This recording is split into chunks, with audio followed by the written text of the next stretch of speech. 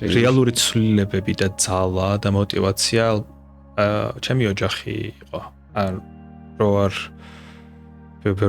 მივედმოვედო, ჩემი ოჯახისაც გავიზარდე, რომ რაც მომცეს ეს რაღაც გადამეთარგმნა წარმატებაში, მე ჩემი მეუღლე, რომელიც ყველაზე რთულ პერიოდში გვერდში დამედგა, როცა არაფერი არ მქონდა, ნოლზე ვიყავი და ახალიდან დავიწყე და ალბათ ეგ ქაოსი რომელშიც გამოვიარეთ, ბევრი ვერ გაუძლებდა და უსასრულოდ ბედნიერი ვარ და მადლობელი, რომ ჩემ გვერდზე იდგა და იმას უფრო ჯეროდა ჩემი, ვიდრე მე ჩემი თავის.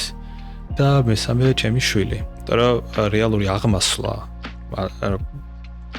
იროვნულად, პროფესიონალურად და ბიზნესშიც მაშინ დავიწყე, როცა გავიგე, რომ ბავშვს ველოდებოდი. იმიტომ რომ მაგარ მომცა საშუალება, რომ ფოკუსი გამეკეთებინა და სისულელეზე დრო არ დამეხარჯა. და ამან გამომწუთნა ამ ყველაფერმა. იმ ადამიანების სიყვარულმა და სწორმა ხედვა, იმიტომ რომ მივხვდი, რომ ამ ცხოვრებას სადაც ვართ, მე იმისთვის ვაკეთებ, რომ ეს ადამიანები იყვნენ კარგად და მეც მათ გვერდზე და ვისიამოვნო ჩემი ყოველდღიურობით. და ვისწავლო, როგორ ვიცხოვრო ყოველი დღე, როგორც უკანასკნელი. და ყოველი დღე როგორც უკანასკნელი რო იცხოვრო, ეს არ ნიშნავს, რომ ყოველ დღე იგივე აკეთო, ან ბოლომდე გაერთო, ან მარტო ოჯახთან იყო. არა, რასაც უთმობ იმ დღეს, ბოლომდე უნდა გააკეთო. მე თუ დღეს შენთან ერთად ვარ, ბოლომდე შენთან ერთად უნდა ვიყო და მაქსიმუმი უნდა დავთ.